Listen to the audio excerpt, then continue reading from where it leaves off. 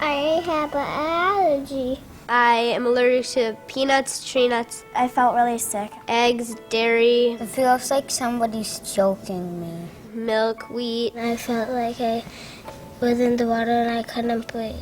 rye, garlic, I felt like I was being strangled. all fish but salmon, halibut, and swordfish. You can't breathe. It's really hard to breathe. That's it.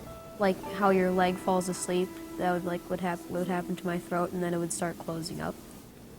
He bit into the cookie. We didn't think twice about it because we didn't know what food allergies were at the time. We've heard of them vaguely, but didn't really have any concept or understanding of what it really meant. At that point, I was just thinking that I needed to be sure that she didn't stop breathing because it was happening so fast. And I was really scared because we were in our own home and we had eaten food that we had eaten a number of times in the past, and we believed that food to be safe. We would have been on a flight for 4 hours, and it certainly doesn't take 4 hours for anaphylaxis to kick in, and the worst that could happen is they can't breathe anymore. We called the doctor, and he said, well, explain to me what happened. And I told him, you know, we're at a brunch, et cetera, and I said, and I don't think this is related, but now he seems to be getting a cold, like he's coughing and hacking. And there was silence on the end of the line, and he said, where are you? And I said, well, we're almost home. We're at 13th and Michigan. And he said, I want you to listen very carefully.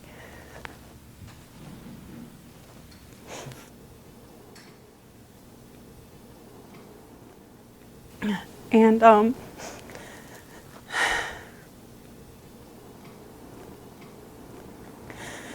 he said, I want you to go to the nearest hospital. Don't stop at any red lights. Just beep your horn and go through. Do you know where the nearest hospital is? And I said, yeah. And so we went to Northwestern, and although that's our hospital, we'd never been to the emergency room. I played that day over in my head, and it's thank God Maddie kept asking me for that cake, because I think to myself, if we were 5 more minutes and they were up on that airplane, I don't know. If you're not prepared for an allergy, it's not going to end up good.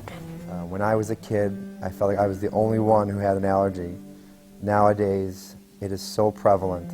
Something seems wrong when you go into schools and every single class in the school has a child with a food allergy. The difference from 8 years ago to today is tremendous, and I don't think really people understand the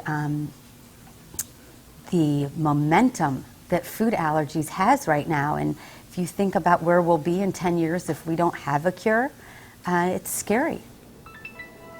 A cure would be the weight of the world lifted off the shoulders. I would just have so much more fun if I had the cure. You know, I think a cure, at the end of the day, doesn't relieve you of every worry, but it would relieve us and other parents that have kids with nut allergies with a huge burden. I have a lot of hope. If we get everybody together, I have absolute conviction that we have the power to just really change the course for our children. I could go to parties and not worry about what I'm eating, and not have to be so careful with everything. To know that we don't have to worry, that he doesn't have to worry, more important than us, would just be a great thing. I feel like we're just scratching the surface. There are so many families to find. I think that if we can all, act together, I feel there is absolutely no reason that we can't cure it. So I just want to find those families everywhere and put our efforts together and make this happen.